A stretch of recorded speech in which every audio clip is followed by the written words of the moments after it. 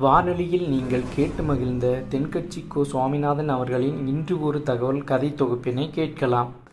ஒருத்தர் ரொம்பவும் மகிழ்ச்சியாக வந்துக்கிட்டு இருந்தார். என்ன விஷயம்னு விசாரித்தேன்.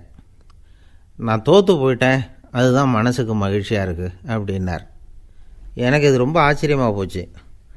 இந்த உலகத்தில் தோற்று போகிறவங்க யாரும் மகிழ்ச்சியாக இருக்கிறதில்ல. அப்படி இருக்கிறப்ப இவர் இப்படி சொல்கிறாரே, எங்கே தோற்று போனீங்கன்னு கேட்டேன். அதுக்கப்புறம் தான் அவர் விவரமாக சொன்னார். என்னோடய 5 வயசு குழந்தையோடு நான் விளையாடிக்கிட்டு இருந்தேன். அந்த விளையாட்டில் என் குழந்தை ஜெயிச்சு விட்டுது, நான் தோற்று போயிட்டேன் அப்படின்னார் ரொம்ப உற்சாகமாக. நான் யோசித்து பார்த்தேன். அதாவது நாம் சின்ன குழந்தையாக இருக்கிறப்போ எந்த விளையாட்டில் கலந்துக்கிட்டாலும் அதில் நாம் தான் ஜெயிக்கணும்னு ஒரு வெறி நமக்குள்ளே இருக்கும். நம்மளை எதிர்த்து விளையாடுறவர் நல்லவரா கெட்டவரா, பெரியவரா சின்னவரா அப்படிங்கிறதெல்லாம் முக்கியம் கிடையாது. அவர் தோற்று போகணும், நாம் ஜெயிக்கணும், அதுதான் முக்கியம். எதிரியை சந்தோஷப்படுத்த விளையாடுகிற கலை அப்போ நமக்கு தெரியறதில்ல. வாழ்க்கையில் ஒரு பக்குவம் வந்ததுக்கு அப்புறம் வெற்றி பெறணுங்கிற மன அழுத்தம் போயிடுது. போட்டியில் ஜெயிக்கணுங்கிறத விட குழந்தையை சந்தோஷப்படுத்தணுங்கிறது முக்கியமாக போச்சு. ஜெயிக்கணுங்கிற வெறி ஓடி போட்டுது. ஒரு குழந்தையாக இருந்தப்போ நம்ம வளர்ச்சிக்கு உதவிய வெறி பெரியவனானதுக்கு பிறகு நமக்கு எதிரியாக மாறுது. அதை சரியான சமயத்தில் நாம் புரிஞ்சுக்கிட்டோம்னா போதும், நாம் பொழைச்சிக்கலாம். ஒவ்வொரு மனுஷனுமே வாழ்க்கையோட அடுத்த கட்ட வளர்ச்சியில் அடி எடுத்து வைக்கிற நேரத்தில் தன்கிட்ட இருந்து ஏதோ ஒரு குணத்தை அல்லது தன் குணம் இருந்த ஏதோ ஒரு உறவை நாம் இழக்கத்தான் வேண்டியிருக்குது. ஒரு கட்டம் வரைக்கும் உதவியாக இருந்த குணம் அடுத்த கட்டத்துக்கு தடையாக கூட மாறிடலாம். இந்த பரிமாண மாற்றத்துக்கு உள்ளாகிற ஒவ்வொருத்தரும் பிரத்யட்சமாக இதை உணர்கிறாங்க. ஆனால் பல பேர் எப்படின்னா, பழசை திறந்துவிட்டு புதிய கொள்கைகளை உருவாக்கிக்கிறதுக்கு இஷ்டம் இல்லாமல் இருந்துவிடுறாங்க, அல்லது அப்படி செய்ய முடியாமல் தவிக்கிறாங்க. இதையெல்லாம் மீறி அந்த பழசை திறந்துவிட்டா அதை இழந்ததால் உண்டாகிற மன அழுத்தம் சில காலத்துக்கு வருத்திக்கிட்டு தான் இருக்கும், வேறு வழி இல்லை. ஆரோக்கியமான ஒரு முன்னேற்றத்துக்காக அந்த மன அழுத்தத்தை தாங்கிக்கத்தான் வேணும் அப்படிங்கிறாரு அந்த உலக புகழ்பெற்ற மேதை ஒருத்தர், இந்த ஸ்காட் பெக் அப்படிங்கிறவர். பிறந்த நாள் முதல் இதுதான் சரி அப்படின்னு கற்பிக்கப்பட்டு வந்த ஒவ்வொரு தத்துவத்தையும் தங்களுடைய வளர்ச்சிக்கு தகுந்த மாதிரி மாற்றி அர்த்தப்படுத்தி கொள்ள முடியாமல் வாழ்க்கை சூழலில் அப்படியே அரைப்பட்டு தூளாகிறவர்கள் தான் ரொம்ப தவிக்கிறாங்களாம். இதுதான் அவருடைய கருத்து. பெரும்பாலும் மனிதர்களுடைய நடுத்தர வயசில், அதாவது 30 தாண்டுகிற சமயத்தில் தான் இந்த தவிப்பு உண்டாகுதான். இதை தான் மேற்கத்திய நாடுகளில் அடிக்கடி மிட் லைஃப் கிரைசிஸ் அப்படின்னு சொல்கிறாங்க. அப்பப்போ பழசையெல்லாம் தொலைச்சி விட்டு புதுசாக பிறக்கிறதுக்கு கற்றுக்கணும். ஒவ்வொரு நிமிஷத்தையும் அந்த நிமிஷத்துக்கு ஏற்ற சித்தாந்தம் கொண்டவர்களாக சந்திப்போம் அப்படிங்கிறார் அந்த உளவியல் நிபுணர். இப்படி பழகிக்கிட்டால் வாழ்க்கை இன்பமயம், இல்லைன்னா தவிப்பு மயம்தான். பழசை தொலைக்க முடியாதவர்களில் எத்தனையோ பேர் உண்டு, எத்தனையோ ரகம் உண்டு. அதில் வேடிக்கையான நண்பர்களும் உண்டு. ஒருத்தர் நண்பர் வீட்டுக்கு போனார். அவர் ஏதோ இனிப்பு பலகாரம் கொடுத்து சாப்பிட சொல்லியிருக்கிறாங்க அவங்க வீட்டில். இவர் சாப்பிட்டு பார்த்துட்டு சொன்னாராம், சார் 6 மாதத்துக்கு முன்னாடி ஒரு தடவை இங்கே வந்தேன், அப்போது ஒரு இனிப்பு பலகாரம் கொடுத்தீங்க, அது இதை விட நல்லா இருந்தது சார் அப்படின்னாராம். அப்போ செஞ்ச அதே இனிப்பு பலகாரம் தான் சார் இதுவும் அப்படின்னாராம் அவர். ஒருத்தர் மனசில் நிம்மதி இல்லாமல் உட்காந்துருந்தார். என்ன சார் விஷயம் அப்படின்னு விசாரித்தேன். அகலக்கால் வச்சுட்டேன், அதுதான் அவதிப்படுறேன்னார். விவரமாக சொல்லுங்கன்னேன். வீடு கட்டணும்னு ஆரம்பித்தேன், வேலை பாதியிலேயே நிற்கிது, கையில் பணம் இல்லை அப்படின்னார். இது மாதிரி ஆசாமிகள் பல பேரை நீங்கள் பார்த்துருக்கலாம். இவங்கெல்லாம் சுலபமாக மன அழுத்தத்துக்கு ஆளாயிடுறாங்க. மன உளைச்சல், அதாவது ஸ்ட்ரெஸ் அப்படின்னு சொல்கிறோமே, அதுக்கு அடிப்படையான சில காரணங்கள் உண்டு. அதாவது மிகையாக திட்டமிடுதல் அப்படிங்கிறதும் ஒரு முக்கியமான காரணம்.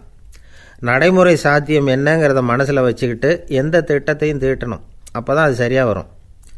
2வது காரணம் என்ன தெரியுமா? ஒரே நேரத்தில் பல்வேறு செயல்களில் ஈடுபடுறது.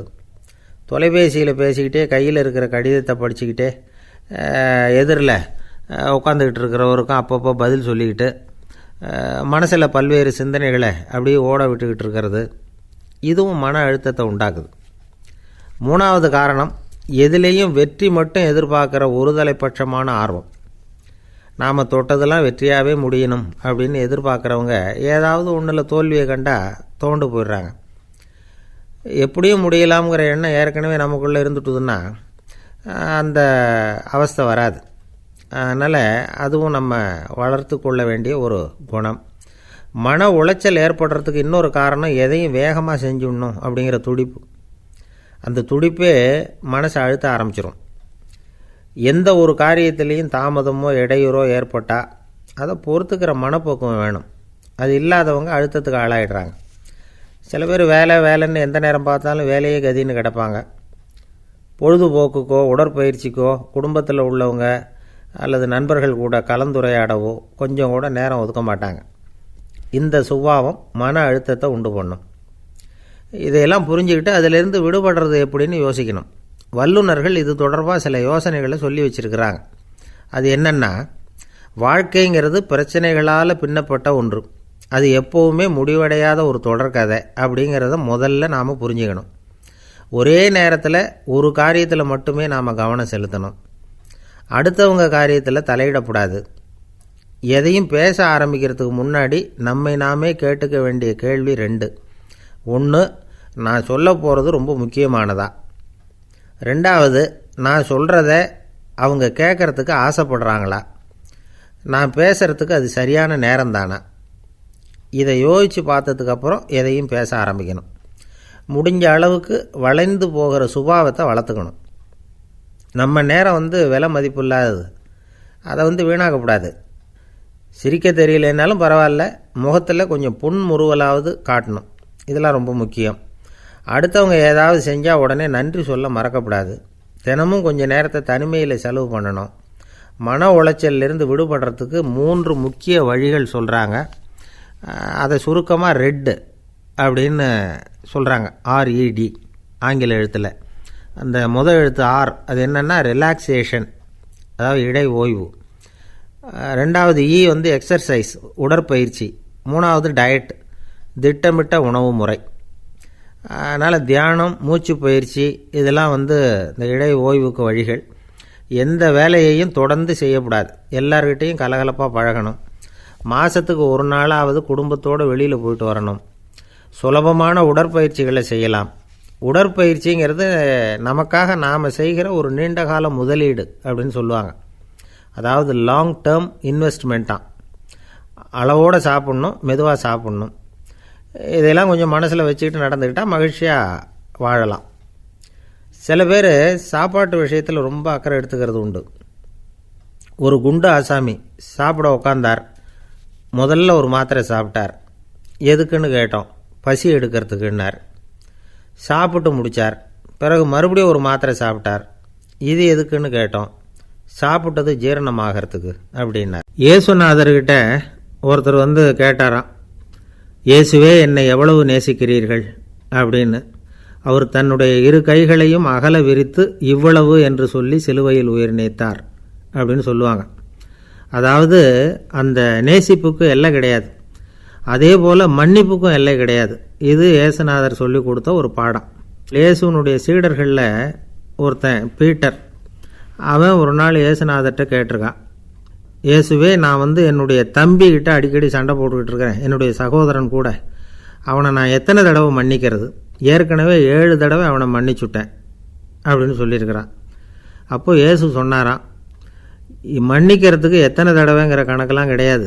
எத்தனை தடவை உன்னுடைய சகோதரன் உன்னை கோபப்படுத்துகிறானோ அத்தனை தடவை நீ மன்னிக்கிறதுக்கும் தயாராக இருக்கணும். அதுதான் அப்படின்னு சொன்னாராம். அப்போ இவனுக்கு ஒன்றும் புரியல. இது என்ன, அவன் தப்பு பண்ணிக்கிட்டே இருப்பான், நாம் மன்னிச்சுக்கிட்டே இருக்கிறதா அப்படிங்கிறது மாதிரி குழப்பமாக இருந்திருக்கிறான். அப்போது இயேசுநாதர் தன்னுடைய சீடன் பீட்டர்கிட்ட ஒரு கதை சொன்னாராம். அந்த கதை இன்றைக்கு நாம் எல்லாரும் சிந்தித்து பார்க்க வேண்டிய ஒரு கதை. அதாவது மன்னிப்பை விரும்புகிறவர்கள் மன்னிக்கவும் தயாராக இருக்க வேண்டும் அப்படிங்கிறது தான் அந்த கதையினுடைய தத்துவம். அந்த இயேசுநாதர் சொன்ன கதை என்னென்னா, ஒரு மன்னர் இருந்தார். அவர் ஒரு நாள் அரண்மனையில் உட்காந்து கணக்கு வழக்குகள்லாம் பார்த்துக்கிட்டு இருந்தார். நம்ம அரண்மனையிலேருந்து யார் யார் அரசாங்க கடன் வாங்கியிருக்கிறாங்க, யார் யார் திருப்பி செலுத்தியிருக்கிறாங்க அப்படிங்கிற விவரத்தையெல்லாம் பார்த்துக்கிட்டு இருந்தார். அப்போ தான் புரிஞ்சுது, அந்த அரண்மனையில் வேலை செய்கிற ஒருத்தனே அரசாங்க கடன் வாங்கியிருக்கிறான். எவ்வளவு? 10,000 பொற்காசுகள் வாங்கியிருக்கான் கடன். இந்த 10,000 பொற்காசுகளை திருப்பி செலுத்தலை அரசாங்கத்துக்கு. இது மன்னர் கவனத்துக்கு வந்தது. உடனே நம்ம அரண்மனையில் இருக்கிறவனே அரசு கடன் வாங்கி திருப்பி செலுத்தாமல் இருக்கான், அவனை கூப்பிட்டு வாங்கன்னு சொல்லி கூப்பிட்டுட்டு வந்தாங்களாம். விசாரிச்சிருக்கிறாங்க. என்னப்பா நீ எவ்வளோ ஒன்று? ஆமாங்க 10,000 பொற்காசுகள் வாங்கியிருக்கிறேன், இன்னும் திருப்பி கட்டலைன்றான். உடனே அவர் மன்னர் சொல்லியிருக்கிறார், நம்ம சட்டத்திட்டப்படி நீ உடனே பணத்தை திருப்பி கட்டிடு. அப்படி உன்னால் கட்ட முடியலன்னா உன்னுடைய வீடு வாசல் சொத்து சுகம் எல்லாத்தையும் விற்று அந்த பணத்தை அரசு கருவூலத்தில் சேர்த்துக்கிறதுக்கு நானே ஏற்பாடு பண்ணிடுறேன் அப்படின்னு அந்த மன்னர் சொன்னாராம். இவன் அப்படியே அதிர்ச்சி ஆகிட்டான். அப்படியே பொத்துன்னு காலில் விழுந்தானா. மன்னா என்னை மன்னிச்சுங்க, என்னால் முடியல, எனக்கு மன்னிப்பு கொடுங்க அப்படின்ட்டுருக்கான். உடனே அவர் எழுந்திரிச்சு, சரி நீ மன்னிப்பு கேட்டுவிட்ட, அதனால் உன்னை மன்னிக்கிறேன், நீ பணம் கட்ட வேண்டாம் அப்படின்னு சொல்லி அந்த மன்னர் அவனை விட்டுட்டாராம். பணத்தையும் தள்ளுபடி போட்டார், நீ திருப்பி கட்ட வேண்டான்னு. இவனுக்கு ரொம்ப மகிழ்ச்சி. அதனால் ரொம்ப உல்லாசமாக வந்துக்கிட்டு இருக்கிறான். தெருவில் வந்துக்கிட்டு இருக்கிறப்ப இவங்கிட்ட கடன் வாங்கின ஒருத்தன் எதுக்கு வந்துக்கிட்டு இருக்கான். அவன் இவங்கிட்ட ஒரு 100 பொற்காசுகள் கடன் வாங்கியிருக்கான். அவன் வந்தான். இவன் போய் அவன் சாட்டையாக பிடிச்சிக்கிட்டான், நீ எப்படா என் கடனை திருப்பி கொடுக்க போகிறேன்னு. அவன் இப்போ முடியல, கொஞ்சம் பொறுத்துக்கா, அப்புறம் தரேன் இருக்கான். அதெல்லாம் முடியாது, நீ கொடுத்து தான் ஆகணும் அப்படின்னு இவன் புடிவமாக சொல்கிறான். இப்போ நிலைமையை பாருங்கள். இவன் ஏற்கனவே 10,000 பொற்காசுகள் அரசாங்கத்தில் கடன் வாங்கினா அதுக்கு மன்னிச்சு விட்டுட்டார் இவனை. ஆனால் இவன் இன்னொருத்தனை மன்னிக்கிறதுக்கு தயாராக இல்லை. இவங்கிட்ட கடன் வாங்கின இன்னொருத்தன் 10 பொற்காசுகள், அவனை மன்னிக்க தயாராக இல்லை. அவனை கொண்டு போய் நீதிமன்றத்தில் கொண்டு போய் நிறுத்தி தண்டனை வாங்கி கொடுத்துட்டான். நீதிபதி என்ன சொன்னார், அந்த இவன் வாங்கின பொற்காசுகளை திருப்பி கட்டுற வரைக்கும் ஜெயிலில் இருக்கணுங்கிறது தீர்ப்பு. ஆனால் உடனே அரசர் காதில் வந்து விழுந்தது. சொல்லிட்டாங்க, உங்ககிட்ட மன்னிப்பு வாங்கிட்டு போனானே ஒருத்தன், அவன் இன்னொருத்தனை மன்னிக்கிறதுக்கு தயாராக இல்லை, அவனை கொண்டு போய் ஜெயிலில் அடைச்சிட்டான் அப்படின்னு. உடனே மன்னர் பார்த்தார், இவனை மறுபடியும் கூப்பிட்டு வர சொன்னார். தபாரப்பா, நான் உன்னை மன்னிச்சு விட்டேன், ஆனால் நீ இன்னொருத்தனை மன்னிக்கிறதுக்கு தயாராக இல்லை, அதனால் என்னுடைய தீர்ப்பையும் மாற்றுறேன், நீயும் அரசு கடன் தீர்ற வரைக்கும் ஜெயிலில் தான் இருக்கணும் அப்படின்னு சொல்லி ஜெயிலுக்கு அனுப்பிச்சிட்டாராம். இப்படி ஒரு கதையை இயேசுநாதர் தன்னுடைய சீடருக்கு சொன்னதாக ஒரு வரலாறு.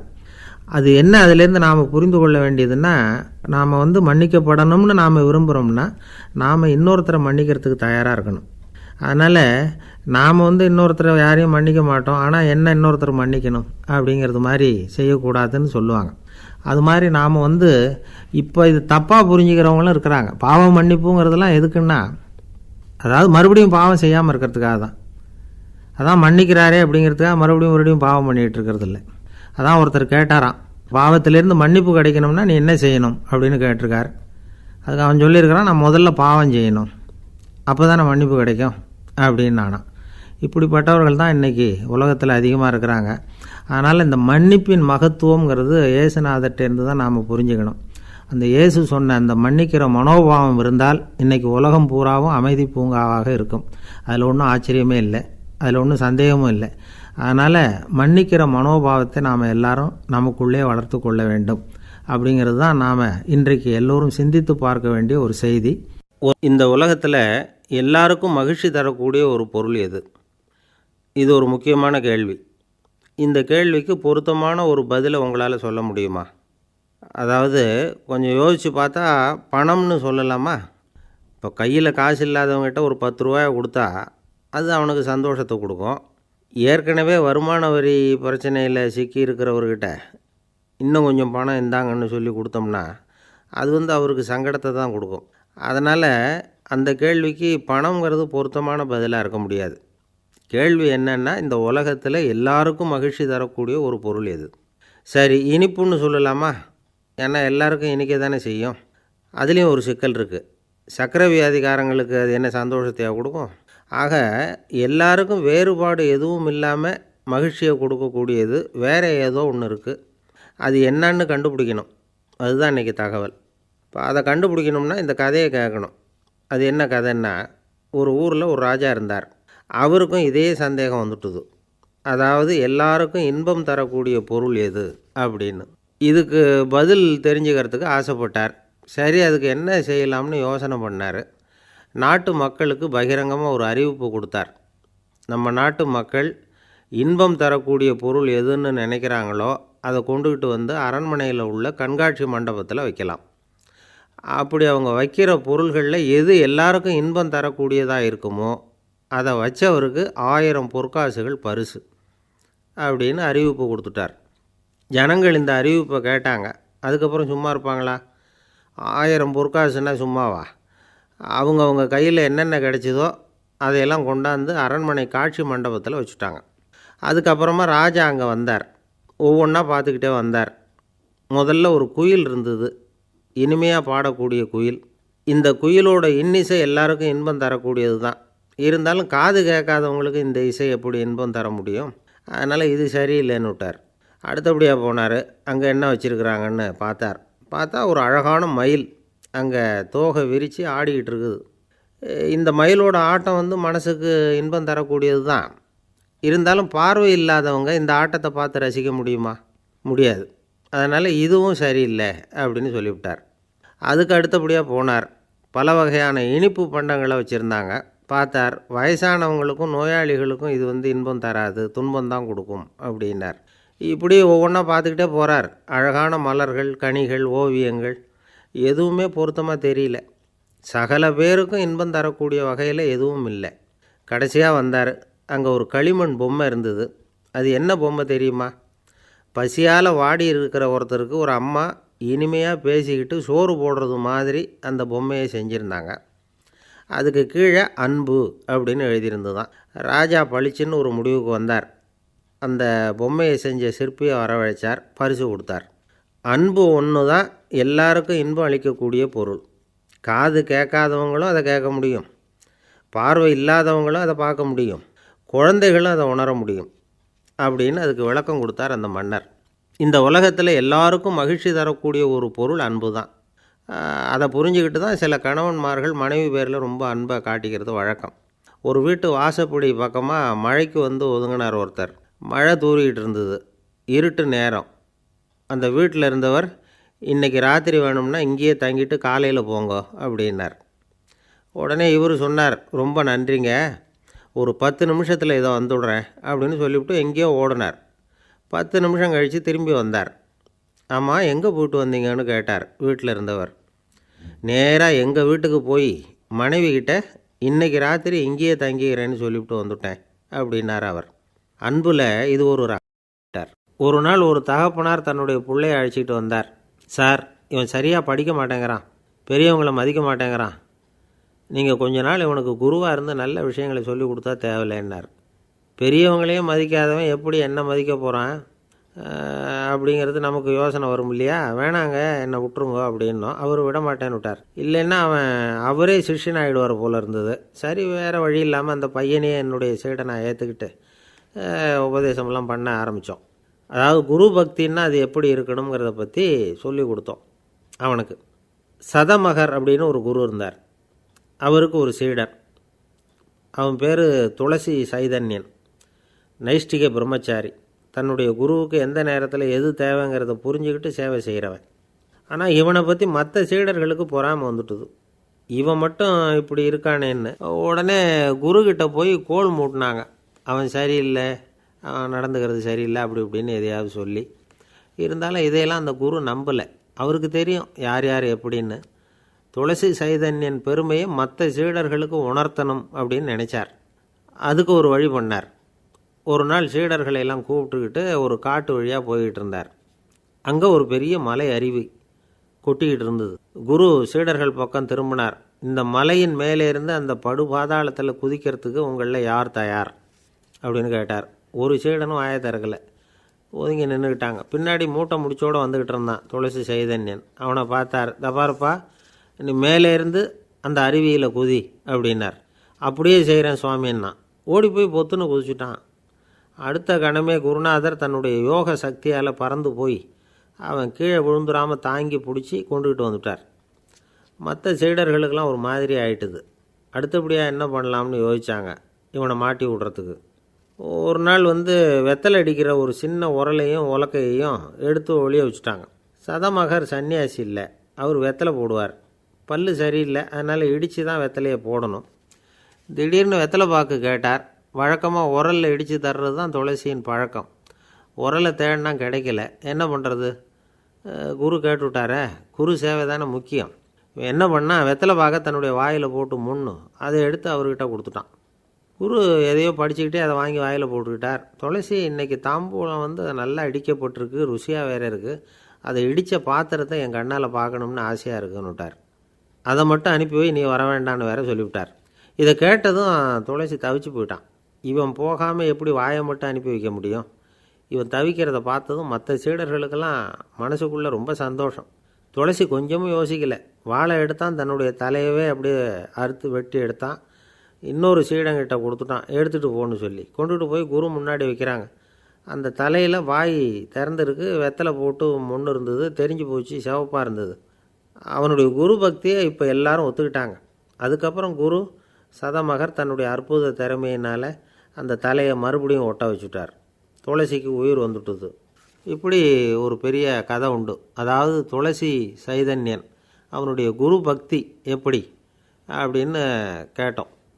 ரொம்ப அபாரம் அப்படின்னு அந்த பையன் அடக்கமாக, சும்மா விளையாட்டுக்காக தான் அப்படி அவங்ககிட்ட கேட்டோம். ஏன்பா உன்னுடைய குரு பக்தியை என்கிட்ட காட்டுறதுக்கு உன்னோட கழுத்தை நீயே அறுக்கணும்னு நான் சொன்னால் அதை நீ செய்வியா அப்படின்னு கேட்டோம். என்னுடைய கழுத்தை நானே அறுக்க வேண்டிய அவசியம் இல்லை சார் அப்படின்னா அவன். ஏண்டான்னு, அதே காரியத்தை தான் இனிமேல் நீங்கள் தினமும் செய்ய போகிறீங்களே சார் அப்படிங்கிறாங்க. ஆசைப்படுறதுல தப்பு இல்லை, ஆனால் அந்த ஆசை தேவைக்கு தகுந்த மாதிரி இருக்கணும். தேவைக்கு மீறிய ஆசைகள் இருக்கு பாருங்கள், அது தேவையில்லை. இந்த கருத்தை வலியுறுத்தது மாதிரி ஒரு கதை உண்டு. தேவேந்திரனுக்கு திடீர்னு வீடு கட்டணும்னு ஒரு ஆசை வந்துதான். வீடுன்னா நாம் கட்டுற மாதிரி இல்லை. தேவேந்திரன் வீடுன்னா சும்மாவா? ஒரு பிரம்மாண்டமான அரண்மனை கட்டணும். அது மாதிரி இந்த 3 லோகத்துலேயும் ஒரு அரண்மனை கிடையாது அப்படின்னு எல்லாரும் சொல்லணும். இது அவனோட ஆசை. உடனே தேவ தச்சரான விஸ்வகர்மாவை கூப்பிட்டான், உத்தரவு போட்டான். விஸ்வகர்மா தன்னுடைய உதவியாளர்களை எல்லாம் கூப்பிட்டு ஒன்றா சேர்த்துக்கிட்டார். படாத பாடுபட்டு ஒரு பெரிய அரண்மனையை கட்டி முடித்தார். கட்டி முடிக்க 1000 வருஷம் ஆச்சு. தேவேந்திரன் வந்து பார்க்குறான். அவனுக்கு திருப்தி ஏற்படலை. என்னுடைய அந்தஸ்துக்கு இது ரொம்ப சாதாரணமான கட்டிடம், இதை விட இன்னும் பெருசாக கட்டு அப்படின்னா. தேவ தச்சர் திணறி போயிட்டார். அவரால் அதுக்கு மேலே எதுவும் செய்ய முடியல. என்ன பண்ணுறதுன்னு யோசனை பண்ணார். நேராக நாரதர் காலில் போய் விழுந்தார். நீங்கள் தான் என்னை இந்த பிரச்சனையிலேருந்து காப்பாற்றணும்னார். நாரதர் யோசனை பண்ணார். சரி கவலைப்படாதேன்னார். நேராக இந்திரன்கிட்ட போனார்.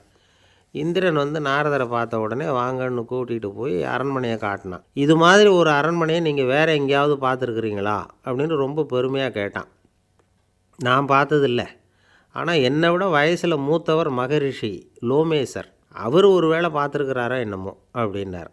உடனே அவரை மனசில் நினச்சி தியானம் பண்ணினார். அடுத்த கணம் லோமேசர் அங்கே வந்தார். இடையில் ஒரு சின்ன துண்டு, கையில் ஒரு கமண்டலம், தலையில் ஒரு பாய், அவ்வளவுதான் அவர்கிட்ட இருந்தது. எதுக்காக தலையில் எந்த பாய் அப்படின்னு கேட்டான் இந்திரன். என்ன மாதிரி அற்ப ஆயுள் உள்ள ஒரு ஜீவன் தனியாக வீடு கட்டிக்கிட்டு திண்டாடணுமா? இந்த பாய் தான் ஒரு வீடு மாதிரி எனக்கு நிழல் கொடுக்குது அப்படின்னார் அவர். என்னது, உங்களுக்கு அவ்வளவு கொஞ்சமான ஆயுளா அப்படின்னு ஆச்சரியத்தோடு கேட்டான் இந்திரன். ஆமாம், இதை பாரு, என்னுடைய மார்பில் ஒரு பொற்காசு அளவுக்கு ரோமம் உதிர்ந்துட்டுது. எப்போ என் உடம்புல உள்ள எல்லா ரோமமும் உதிர்ந்துருமோ அப்போ என்னுடைய ஆயுள் முடியும் அப்படின்னார். எப்போ அந்த ரோமங்கள் பூரா உதிரும்னு கேட்டான் இவன். ஒரு பிரம்மா மறைஞ்சதும் ஒரு ரோமம் உதிரும். என் உடம்புல உள்ள ரோமங்களின் எண்ணிக்கை எவ்வளவோ அவ்வளவு பிரம்மாக்கள் தோன்றி அவங்க ஆயுள் முடியும் பொழுது என் உடம்புல உள்ள ரோமங்கள் பூரா உதிரும் அப்படின்னார். அப்படின்னா ஒரு பிரம்மாவோட ஆயுள் எவ்வளவு காலம்னு கேட்டான். ஒரு பிரம்மாவுக்கு 100 தேவ வருஷம். ஒவ்வொரு தேவ வருஷத்துக்கும் 365 தேவ நாள்.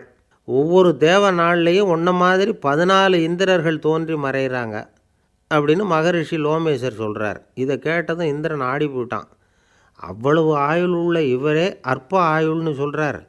நான் என்னுடைய ஆயுளை பெருசாக நினச்சிக்கிட்டு பிரம்மாண்டமான அரண்மனை கட்டணும்னு ஆசைப்படுறேனே அப்படின்னு நினச்சான்.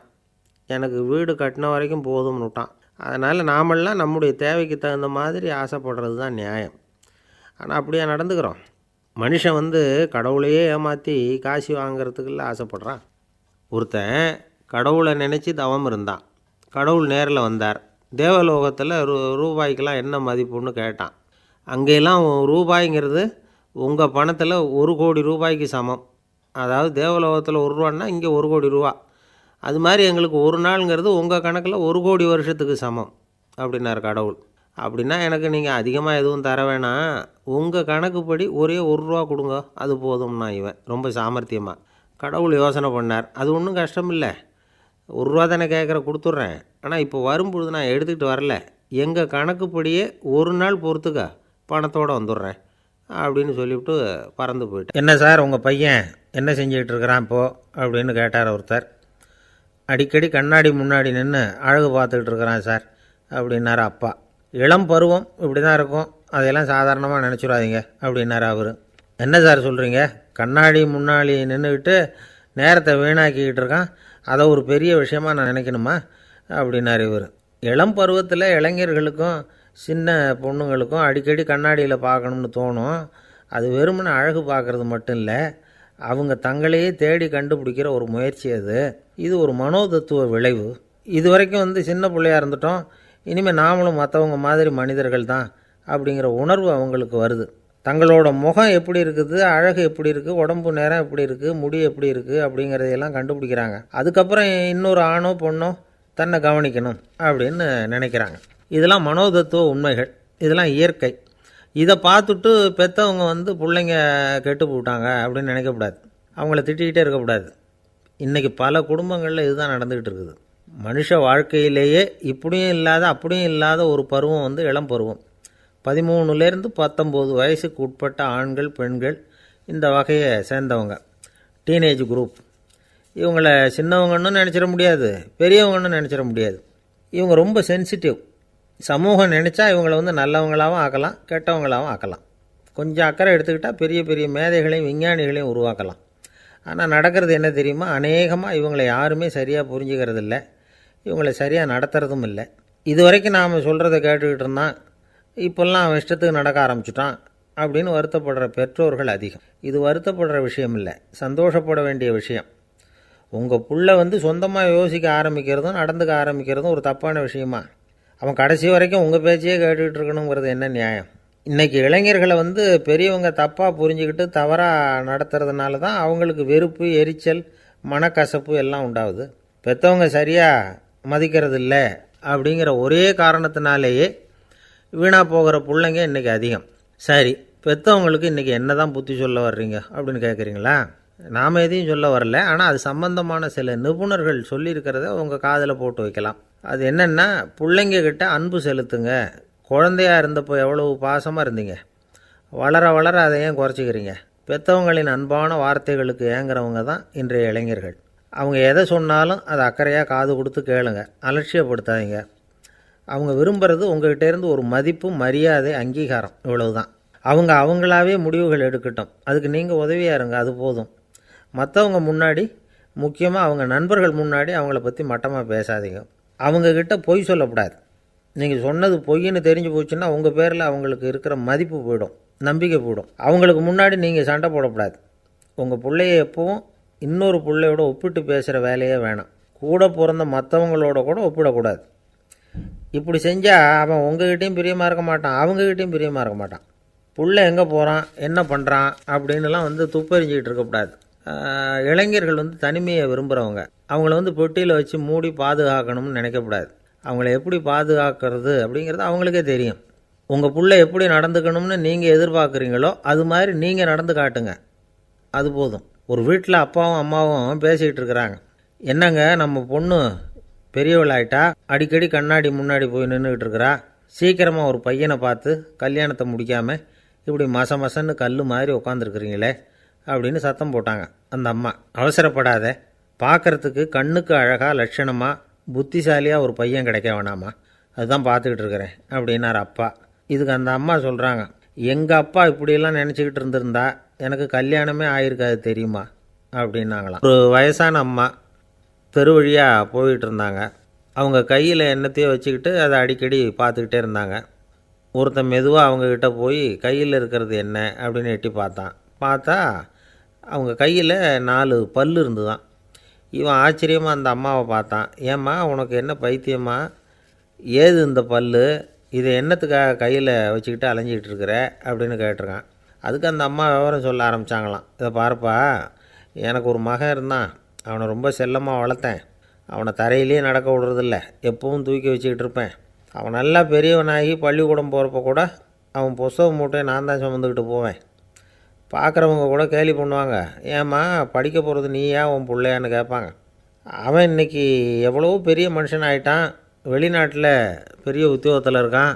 சமீபத்தில் இங்கே வந்துட்டு போனான். ஒரு நாள் ஏதோ கோபத்தில் என்ன அரைஞ்சுட்டான். அப்போ இந்த 4 பல்லும் கீழே விழுந்துட்டுது. இன்னமும் கூட விழுந்திருக்கும், ஆனால் பல்லு தான் இல்லை. என் புள்ள அரைஞ்சதுனால விழுந்த பல்லு இல்லையா அது. அதனால் இதை எப்பவும் என் கையிலே வச்சுக்கிட்டு ஆசையோடு பார்த்துக்கிட்டு இருக்கிறேன். அவன் தான் வெளிநாட்டுக்கு போட்டான், அவனை பார்க்க முடியாத ஏக்கத்தை நான் இந்த பல்லை பார்த்து போக்கிக்கிறேன் அப்படின்னு நாங்களாம் அந்த அம்மா. இந்த கதை எதுக்காகன்னா, தாய் அன்பு அப்படிங்கிறது எப்படிப்பட்டதுங்கிறத புரிஞ்சுக்கிறதுக்காக. கல்யாணம் ஆனதுக்கப்புறம் தாயை மறந்து விட்றவங்க எத்தனை பேர் இந்த உலகத்தில்? அவங்க காதில் வேணுங்கிறதுக்காக தான் இந்த தகவல். ஆனால் ஒரு விஷயம் மட்டும் நல்லா புரிஞ்சுக்கணும், தாயை மதிக்க தெரிஞ்சவங்க தான் இன்றைக்கி வாழ்க்கையில் எல்லா விதத்துலேயும் முன்னுக்கு வந்திருக்கிறாங்க. வேணும்னா விசாரித்து பார்த்துக்குங்க. இன்னொரு அம்மா இருந்தாங்க. அவங்க தினமும் ஒரு கோயிலுக்கு வருவாங்க. சாமியை பார்த்து, கடவுளே நான் இறந்து போனால் நரகத்துக்கு போகணும் அப்படின்னு வேண்டிக்குவாங்களாம். எல்லோரும் சொர்க்கத்துக்கு போகணும்னு தானே கடவுள்கிட்ட வேண்டிக்குவாங்க. இந்த அம்மா தினம் நான் நரகத்துக்கு போகணும் அப்படின்னு வேண்டிக்கிறாங்க. அங்கே இருந்த அர்ச்சகருக்கு இது சந்தேகம். ஒரு நாள் அதை நேரடியாகவே அவங்கக்கிட்ட கேட்டுவிட்டார். அதுக்கு அந்த அம்மா பதில் சொன்னாங்களாம், ஐயா, எனக்கு கல்யாணம் ஆகி ரொம்ப நாள் வரைக்கும் குழந்த பாக்கியம் இல்லாமல் இருந்தது. கோயில் குளம் எல்லாம் சுற்றி வந்தேன். ரொம்ப நாள் கழித்து ஒரு குழந்த பிறந்தது, ஆண் குழந்தை. அவனை நான் ரொம்ப செல்லம் கொடுத்து வளர்த்தேன். அதோட விளைவு என்ன ஆச்சுன்னா, அவன் ரொம்ப மோசமாக ஆயிட்டான். கெட்ட பழக்க வழக்கம்லாம் கற்றுக்கிட்டான். அவன் இறந்து போனால் நிச்சயம் அவனுக்கு நரகம்தான் கிடைக்கும். அந்த அளவுக்கு கெட்டவன் அவன். அப்படிப்பட்ட காரியங்கள்லாம் பண்ணிகிட்ருக்கான், எனக்கு தெரியும். இவனுக்காக நரகத்தில் கூட யாரும் தயவு காட்ட மாட்டாங்க, தாட்சண்யம் காட்ட மாட்டாங்க. அதனால் இவனுக்கு முந்தி நான் இறந்து நரகத்துக்கு போயிட்டா அங்கே இவனை கவனிச்சிக்கலாமே, இவனுக்கு பணிவிடை செய்யலாமேன்னு பார்க்குறேன் அப்படின்னு நாங்களாம். அதனால தான் நான் நரகத்துக்கு போகணும்னு தினம் ஆண்டவனை வேண்டிகிட்டு இருக்கிறேன் அப்படின்னு கண்கலங்கி அந்த அம்மா சொன்னாங்களாம். அதுதான் தாய் உள்ளம்ங்கிறது. தாயின் பெருமையை சரியாக உணர்ந்துட்டா அவங்களுக்கு எப்பவும் எந்த கஷ்டமும் வராது. இது ஏதோ உபதேசத்துக்காக சொல்கிற வார்த்தை இல்லை, உண்மையான வார்த்தை. இந்த விவரத்தையெல்லாம் நண்பர் ஒருத்தர்கிட்ட சொல்லிகிட்டு இருந்தேன். அவர் கொஞ்ச நாள் கழித்து என்னை தேடி வந்தார். அவர் கையிலேயும் 4 பல்லு வச்சுருந்தார். என்னங்க ஆச்சு, ஏதுங்க இந்த பல்லு அப்படின்னு விசாரித்தோம். உங்கள் உபதேசத்தை கேட்டுவிட்டு இந்த உலகத்தில் எல்லாரையும் தாயாக நினைக்க ஆரம்பிச்சிட்டேன். ஒரு அம்மாவை கடத்தெருவில் பார்த்து தாயேன்னு கூப்பிட்டேன். அவங்க உடனே பலார்னு என்னை அரைஞ்சிட்டாங்க, பல்லு விழுந்துட்டுது. அதை தான் பொறுக்கி எடுத்துக்கிட்டு நேராக உங்களை தேடி வந்துக்கிட்டு இருக்கிறேன்னார். தாயேன்னு தானே கூப்பிட்டீங்க, அதுக்கு ஏன் அரைஞ்சாங்க அப்படின்னு கேட்டோம். நான் தாயேன்னு கூப்பிட்டது அவங்க காதில் நாயேன்னு விழுந்துட்டு தான், அதுதான் இப்படி ஆயிட்டுது அப்படின்னார். ஒரு ஆஃபீஸில் வேலை பார்க்குற ஒருத்தர் ஏதோ தப்பு பண்ணிவிட்டார். உடனே மேலதிகாரி அவரை கூப்பிட்டு அனுப்புனார். நீ செஞ்சது தப்புன்னார் கோபமாக. இது ஒரு ரகம். சில அதிகாரிகள் இப்படி நீங்கள் செஞ்சது தப்புன்னு சொல்கிறதில்ல, நீங்கள் செஞ்சது சரி அப்படின்னு சொல்கிறதில்ல. எப்படி சொல்லுவாங்கன்னா, நீங்கள் செஞ்சது சரியில்லைன்னு நான் நினைக்கிறேன் அப்படின்னு சொல்லுவாங்களாம். அதாவது சில பேர் நீங்கள் செஞ்சது தப்புங்கிறாங்க, அதையே மாற்றி சொல்கிறார் இவர், நீங்கள் செஞ்சது சரியில்லைன்னு நினைக்கிறேன். இது ரெண்டும் அர்த்தம் ஒன்று தான், இருந்தாலும் வார்த்தைகள் வித்தியாசம். நிர்வாக திறமை இல்லாத ஒரு அதிகாரி யூ ஆர் ராங் அப்படின்னு சொல்லுவாராம்.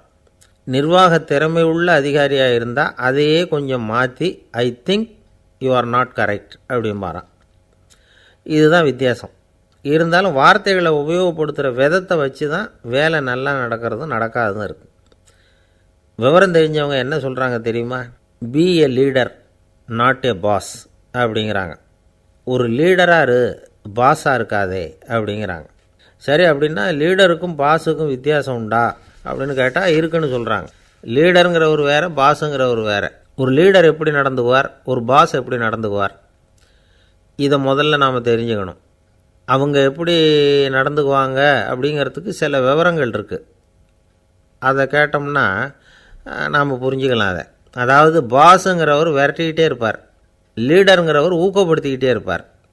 நாளைக்கு சாயந்தரத்துக்குள்ளே அந்த வேலையை செஞ்சு முடிக்கலைன்னா தொலைச்சி விடுவோம் தொலைச்சி அப்படிம்பார் அவர். இவர் எப்படி சொல்லுவார்னா, இது வரைக்கும் நீங்கள் செஞ்சுருக்கிற வேலை ரொம்ப அற்புதம் அப்படிம்பார். பாஸுங்கிறவர் அதிகாரத்தை நம்பி செயல்படுறவர், லீடருங்கிறவர் நல்லெண்ணத்தை நம்பி செயல்படுறவர். நம்மக்கிட்ட அதிகாரம் இருக்குது, பவர் இருக்குது, அதனால் காரியத்தை சாதிச்சுடலாம் அப்படின்னு நினைக்கிறவர் அவர். மற்றவங்கக்கிட்ட ஒரு நல்ல அபிப்பிராயத்தை சம்பாதிச்சுக்கிட்டு அது மூலமாக காரியங்களை சாதிக்கிறவர் இவர். பாஸுங்கிறவர் பயத்தை உண்டு பண்ணுவார், லீடருங்கிறவர் அன்பை பரவ செய்வார். அதை செய்யலைன்னா ஆடிட்டில் தகராறாயிடும், இது செய்யலைன்னா இன்க்ரிமெண்ட்டு கட் ஆகிடும். இப்படி ஏதாவது சொல்லி பயமுறுத்திக்கிட்டே இருப்பார் அவர். இவர் அப்படி இல்லை. உடம்பு இப்படி இருக்குது, வீட்டில் எல்லோரும் சௌக்கியமாக இருக்கிறாங்களா, ஆஃபீஸில் எல்லாம் வசதியாக இருக்குதா, நான் ஏதாவது உதவி செய்யணுமா அப்படின்னு அன்புக்கு முக்கியத்துவம் கொடுப்பார். பாஸுங்கிறவர் எதுக்கெடுத்தாலும் நான் சொல்லிகிட்டு இருப்பார். லீடருங்கிறவர் நாமன்னு சொல்லிகிட்டு இருப்பார். பாஸுங்கிறவர் தப்புக்கு காரணம் யாருன்னு பார்ப்பார். லீடருங்கிறவர் தப்பு என்னன்னு பார்ப்பார். இதுதான் ரெண்டு பேருக்கு வித்தியாசம். The boss shows who is wrong, the leader shows what is wrong அப்படின்னு சொல்லுவாங்க. இந்த காரியம் எப்படி செய்யப்பட்டிருக்கு அப்படின்னு தெரிஞ்சுக்கிறவர் பாஸ். இந்த காரியத்தை எப்படி செய்யணும்னு செஞ்சு காட்டுறவர் லீடர். பாஸுங்கிறவர் பணியாளர்களை திட்டுவார். லீடர் மரியாதைக்குரியவராக நடத்துவார். அதுக்குரியவராக அவர் நடந்துக்குவார். செய்கிற வேலையை ஒரு சுமையாக நினைக்க வைக்கிறவர் பாஸ். செய்கிற வேலையை ஒரு சந்தோஷமாக ஆக்கிறவர் லீடர். ஒரு முதலாளியாக இருக்கிறவர் அல்லது ஒரு நிர்வாகியாக இருக்கிறவர் இது மாதிரியான நுணுக்கங்களையெல்லாம் தெரிஞ்சு வச்சுக்கிறது நல்லது. ஒரு பாஸ் இருக்கார். அவர் ஒரு நாள் ரொம்ப பெருமையாக தன்னோட ஆஃபீஸை பற்றி பேசிக்கிட்டு இருந்தார். எனக்கு கீழே 200 பேர் வேலை செய்கிறாங்க சார்.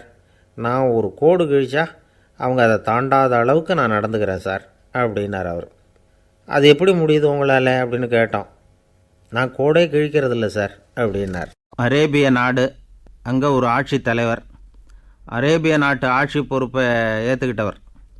அவர் ஆட்சி பொறுப்பை ஏற்றுக்கிட்ட பிறகு ஒரு நாள் ஒரு தெருவில் நடந்து போய்கிட்டு இருந்தார். அவர் தோளில் ஒரு பெரிய துணி மூட்டை, அதை சுமந்துக்கிட்டு கடத்தெருவை நோக்கி அவர் போய்கிட்டு இருக்கிறார். வழியில் அவரை சந்தித்தார் உமர். அவர் கேட்டார், கலீஃபா அவர்களே, எங்கே புறப்பட்டுட்டீங்க அப்படின்னு கேட்டார். கலீஃபான்னா ஆட்சி தலைவர்னு அர்த்தம். இதுக்கு அவர் சொன்னார், நான் துணி வணிகம் செய்கிறவன், அதனால் துணி வியாபாரம் செய்கிறதுக்காக போயிட்டுருக்கிறேன்னார். நீங்கள் இப்போ இந்த நாட்டுக்கு ஆட்சி தலைவர், ஆட்சி பொறுப்பில் இருக்கிறீங்க. நீங்கள் வியாபாரம் செய்ய போட்டால் அரசு பணிகளை செய்கிறது யார் அப்படின்னு கேட்டார் அவர். நான் அரசு பணிகளை மட்டுமே செஞ்சுக்கிட்டு இருந்தால் என் குடும்பத்தை காப்பாற்றுறது யார் அப்படின்னு கேட்டார் அவர். இப்படி கேட்டவர் யார் தெரியுமா? அவர் தான் அபூபக்கர், இறை தூதர் முகமது அவர்களுக்கு பிறகு கலீஃபாவாக தேர்ந்தெடுக்கப்பட்டவர். அப்போலாம் ஆட்சி தலைவர்களுக்கு சம்பளம்னு எதுவும் கிடையாது. இந்த பிரச்சனையை எப்படி தீர்க்கிறதுன்னு யோசனை பண்ணார் உமர். அபு உபைதா அவர்கள்கிட்ட அழைச்சிட்டு போனார். அவர் யாருன்னா, அவர் தான் பொது நிதி கருவூலத்தின் பொறுப்பாளர்.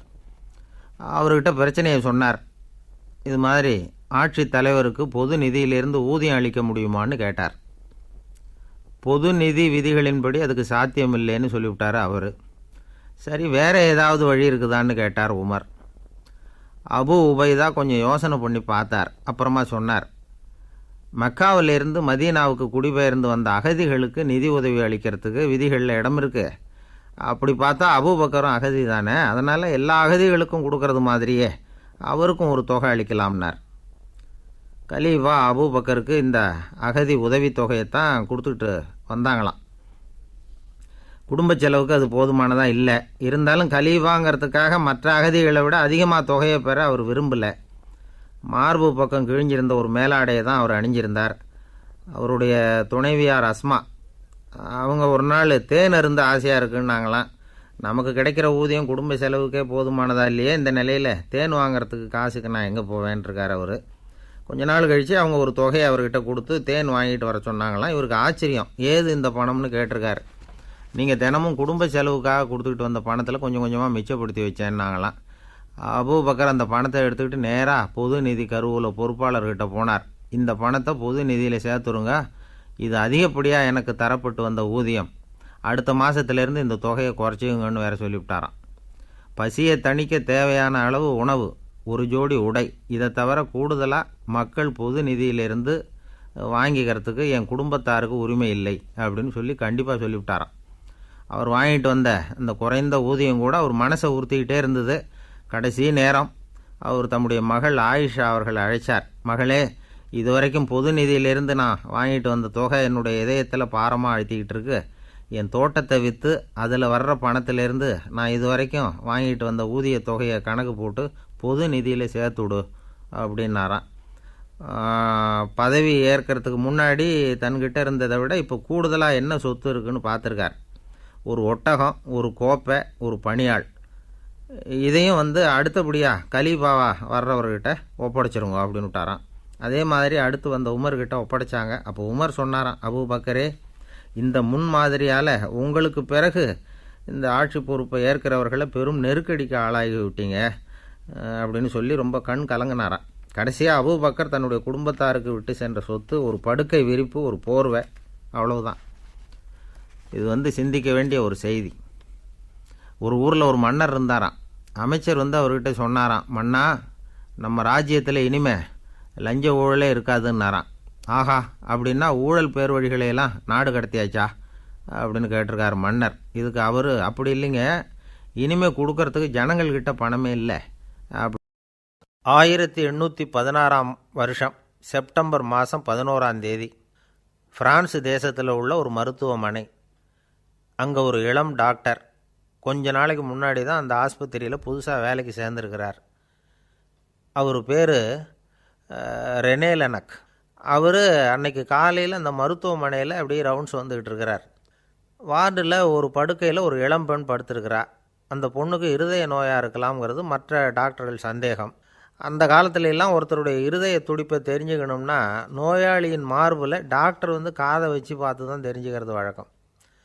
ஆனால் இந்த பெண்ணும் இளம்பெண், அந்த டாக்டரும் புதுசாக சேர்ந்துருக்கிறவர். அதனால் பரிசோதனை பண்ண தயங்கினார். கொஞ்ச நேரம் யோசனை பண்ணார். திடீர்னு ஒரு ஞாபகம் வந்தது அவருக்கு. அதாவது அன்றைக்கி விடியற் காலையில் தோட்டத்தில் அப்படி வாக்கிங் போயிட்டு இருந்தப்போ சின்ன பசங்கள்லாம் ஒரு மரக்கட்டையை வச்சு விளையாடிக்கிட்டு இருந்தாங்களாம். அதை இவர் பார்த்துருக்கிறார்.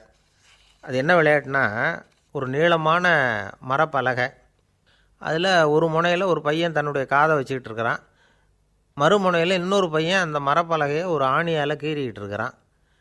ஒரு முனையில் ஆணியால் கீறும் பொழுது மறுமுனையில் காதை வச்சிருக்கிற பையனுக்கு அந்த சத்தம் துல்லியமாக கேட்குது. அந்த டாக்டருக்கு காலையில் பார்த்த இந்த விளையாட்டு ஞாபகத்துக்கு வந்துட்டுது. உடனே என்ன பண்ணார் தெரியுமா? ஒரு நீளமான காகிதத்தை எடுத்தார். அதை அப்படியே உருளை மாதிரி உருட்டினார். ஒரு முனையை அந்த நோயாளியின் மார்பில் இடது பக்கம் வச்சார், இன்னொரு முனையில் தன்னுடைய காதை வச்சார். என்ன ஆச்சரியம்! நோயாளியின் மார்பில் நேரடியாக காதை வச்சு கேட்குறத விட துல்லியமாக கேட்டுது இதய துடிப்பு. இதய துடிப்பு மட்டும் இல்லை, மூச்சு இழுத்து விடுறது, திரவ பொருள்களின் அசைவு, எல்லா சத்தமும் தெளிவாக கேட்குது. கிரேக்க மொழியில் ஸ்டெத்தாஸ் அப்படின்னா மார்பு, ஸ்கோப்பின் அப்படின்னா பார்ப்பதுன்னு அர்த்தம். அதனால் டாக்டர் ரெனே லெனக் தான் கண்டுபிடிச்ச கருவிக்கு ஸ்டெத்தஸ்கோப் அப்படின்னு பேர் வச்சார். அவரே முதல் மாடலையும் செஞ்சார். அளவு ரொம்ப பெருசாக இருந்தது, சுலபமாக எடுத்துகிட்டு போகிறது கஷ்டம், அது அவ்வளோ கஷ்டமாக இருந்தது அது. அதனால் அவரே அதை அப்புறம் 2 பிரிவாக தயார் பண்ணார். இது 2 துண்டையும் டாக்டர் தன்னோட கோட்டு பாக்கெட்டில் வச்சுக்கலாம், தேவைப்படுறப்ப எடுத்து ஒன்றா சேர்த்துக்கலாம். இப்படி தான் அவர் ஆரம்பத்தில் பண்ணார். தன்னுடைய இந்த கண்டுபிடிப்பை பற்றி அவர் ஒரு புத்தகம் எழுதினார். நிறைய விற்றுது, புகழும் பணமும் சேர்ந்தது. பணமும் புகழும் சேர்ந்தது மாதிரியே அவருக்கு ஒரு நோயும் சேர்ந்தது. அது என்ன நோயின்னு கண்டுபிடிக்கிறதுக்கும் அவர் கண்டுபிடிச்ச கருவி தான் உபயோகப்பட்டு தான். அவரே அதை கண்டுபிடிச்சார். அவருக்கு வந்திருந்தது காச நோய். 1826 வருஷம் ஆகஸ்ட் மாதம் 13 உலகத்தின் முதல் ஸ்டெதஸ்கோப்பை கண்டுபிடிச்ச டாக்டர் ரெனே லெனக் காலமானார். அவர் சாகிறதுக்கு முன்னாடி மரத்தால் செஞ்சு வச்சுருந்த ஸ்டெதஸ்கோப்பை தனக்கு வேண்டியப்பட்ட ஒரு டாக்டர்கிட்ட கொடுத்து, என்னுடைய சொத்துக்கள்லேயே ரொம்ப வசந்தது அப்படின்னு சொன்னாராம். அதுக்கப்புறம் 3 வெள்ளைக்காரங்க சேர்ந்து இந்த கருவியில் சில மாற்றங்களை பண்ணாங்க. ஆனால் 1829 லண்டனில் டாக்டர் நிக்கோலஸுங்கிறவர் ஒரு காதால் இதய துடிப்பை கேட்குறத விட டாக்டர் 2 காதாலையும் கேட்குறது தான் சரியாக இருக்கும் அப்படின்னு ஒரு கருத்தை வெளியிட்டார். அதுக்கப்புறம் ரொம்ப காலம் கழித்து 1852 ஜார்ஜ் காமான் அப்படிங்கிறவர் ரப்பர் டியூப்களை உபயோகப்படுத்தி 2 காதாலையும் கேட்குற மாதிரி ஒரு புதிய வடிவத்தை அதுக்கு கொடுத்தார். அதுக்கு பிறகு அது படிப்படியாக எவ்வளவோ மாற்றங்கள் இருந்தாலும் ஆரம்பத்தில் டாக்டர் ரெனே லெனக் உருவாக்கின அடிப்படை மாடலை யாரும் மாற்றி அமைக்கலைங்கிறது தான் முக்கியமான விஷயம். நமக்கு தெரிஞ்ச ஒரு ஆஸ்பத்திரி, அதில் ஒரு நோயாளி, காலை நேரத்தில் நர்ஸு அந்த பக்கமாக போய்கிட்டு இருந்தாங்க. அதை பார்த்துட்டு ஒரு நர்ஸுன்னு கத்துறார். நர்ஸு அவசரமாக ஓடி என்ன விஷயம்னு கேட்டாங்க. சிஸ்டர், இங்கே பாருங்கள், உங்கள் டாக்டரை என் நெஞ்சில் அவர் காதை வச்சு கேட்டுக்கிட்டு இருக்கிறார் அப்படின்னார் நோயாளி. சிஸ்டர் பதட்டப்படாமல், அதனால் என்ன, இந்த டாக்டர் பழமையான விஷயங்களில் ரொம்ப நம்பிக்கை உள்ளவர், அதனால் ஸ்டெத்தாஸ்கோப்பை உபயோகப்படுத்தாமல் காதை வச்சு கேட்குறார். அது ஒன்றும் தப்பு இல்லை அப்படின்னாங்களாம். ஐயோ, அதுக்காக இல்லை சிஸ்டர், இவர் என் நெஞ்சு மேலே தலையை வச்சது நேற்று ராத்திரி 9 மணி. இப்போ விடிஞ்சு போச்சு, இன்னமும் தலையை எடுக்கவே இல்லை. அதுக்காக தான் சந்தேகப்பட்டு உங்களை கூப்பிட்றேன்